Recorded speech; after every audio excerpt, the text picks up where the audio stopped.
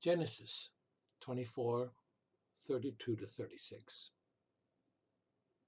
We continue with the story of Abraham's servant going to find a wife for Isaac, Abraham's son. And we read from verses 32-38. And the man came into the house, and he ungirded the camels, and gave straw and provender for the animals, and water to wash his feet, and the men's feet that were with him. And there was set before him to eat. There was set meat before him, or food to eat.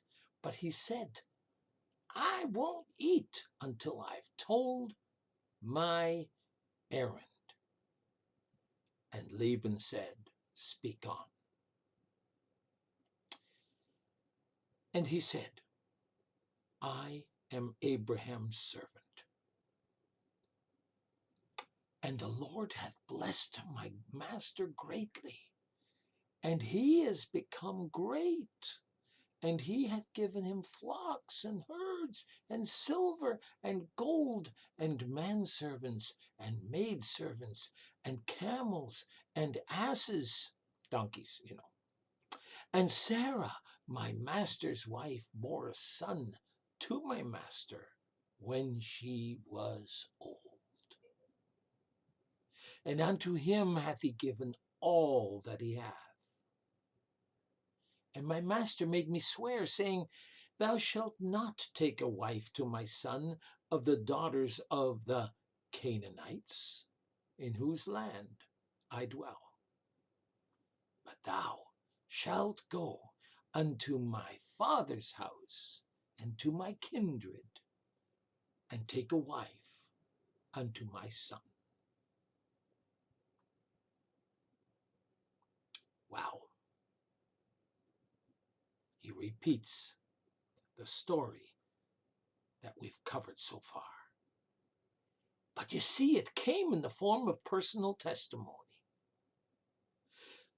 The servant of Abraham took care of the needs of the camels and then of the men who were with him.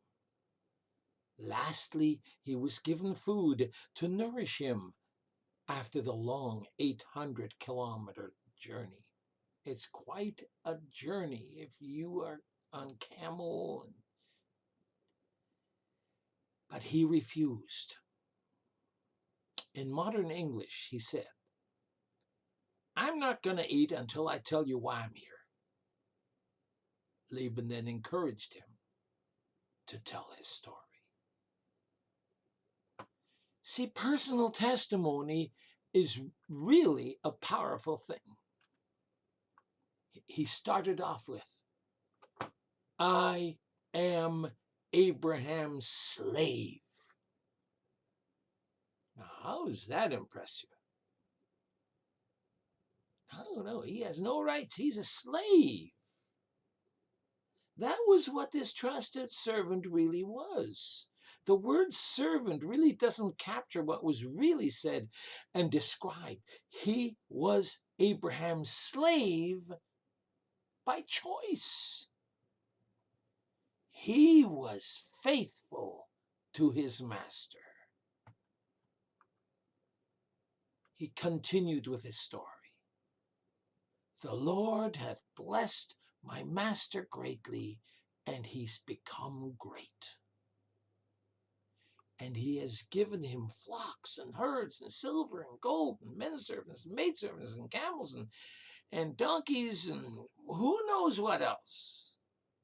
The servant could have talked about himself and all the dangers of his journey and made himself look good. But he didn't. He extolled his master Abraham, whom he must have loved dearly. And you know what else? He gave all the glory to the Lord. My goodness. You know what? I'm beginning to dislike this guy already. He's so good. Furthermore, he added, Sarah, my master's wife, bore a son to my master when she was old, and unto him has he given all that he had. To Isaac, right? This was a remarkable story, as Nahor's family must have known that Sarai was barren. She had no child. We find that in Genesis 11:30. And while Milcah was starting to get kids, in the end she had 8 children.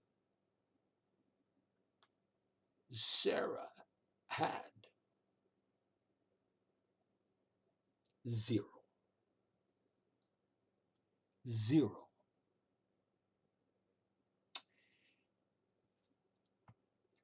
You realize that must have made a big impression as well. Abraham's servant swore that he would not match Isaac to a Canaanite woman, but rather travel to Abraham's father's house and to his kindred, and take a wife unto his son. By this time they must have realized that Abraham, servant, was on a divine mission. What a picture of integrity this servant was.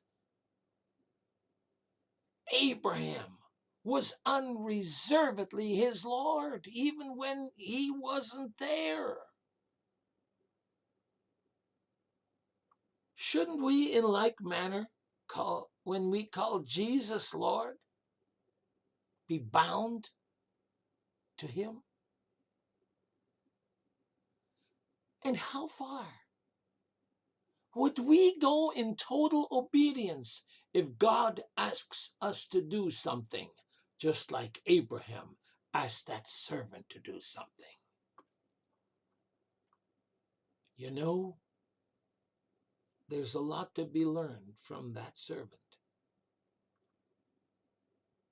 in our mission as Christians to this dying world.